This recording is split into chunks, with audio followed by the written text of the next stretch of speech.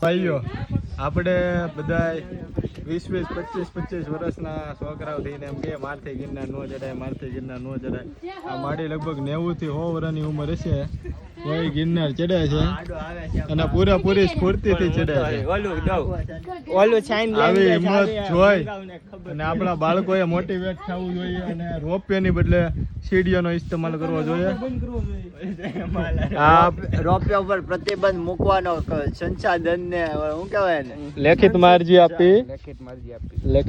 આપી જોઈએ. તો જય બાબા की मैं हूँ सागर मेहता आपके साथ बना रहूंगा. धन्यवाद. બોલો. હેલો ભાઈઓ, તો અમે આવી ગયા છીએ ગિરનારના 2500 સીડી પર અને તમે જોઈ શકો છો એકદમ સ્વર્ગ જેવો માહોલ છે. અને સ્વર્ગ ઉપર આવવું હોય તો કા ભાઈ દવા પી જાવ, કા ભાઈ ગિરનાર ઉપર વી આવો. બોલે તો જય શ્રી રામ. જય ગિરનાર. ક્યાં ગયો સાગર? હર ગિરનાર, હર મહાદેવ. જુઓ તમે આપણા 80-85 વર્ષના દાદા ગિરનાર ચડીને આવે છે અને તમે 25 વર્ષના જુવાન જાવ એમ કરો. આ એકચ્યુઅલી માં અમારાથી ન થાય. તમારા મેગી ખાઈને હુઈ જાવ. અમારા 2 ભાઈબંધ છે ધોવલ ના દર્શન. હારા એક 25 નો છે અને 28 નો છે. હારા મારા બેટા કે અમારાથી આ ન થાય તો પછી ઘરે 2 રેડી બસ કટ. ડુંગરો સેડા છે. વાહ ભાઈ વાહ. સાગરભાઈ જગ્યા મઢી બનાવે, પિન્ટુભાઈ રૂમાલ થી મોઢું લું છે. વાહ ભાઈ વાહ.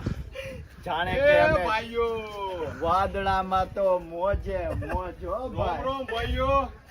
અમે બધા આવી ગયા છે ગિરનારમાં. ક્યાં?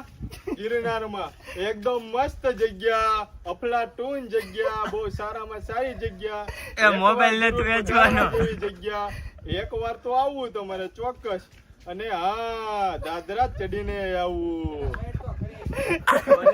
જય ગિરનાર, જય ગિરનાર. બોલે તો જય શ્રી રામ. બોલ તો કરી તમારે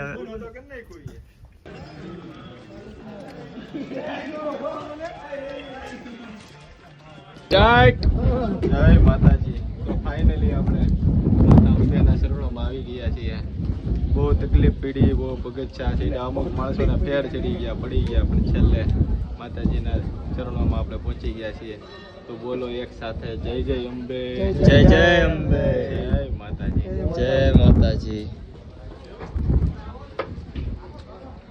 આ બધા આપણા મિત્રો, એમના વિશે વિગતવાર આગળ જણાવીશ તમને. અહીંયા કઈ બોલાય એવું નથી. અહીંયા કઈ બોલાય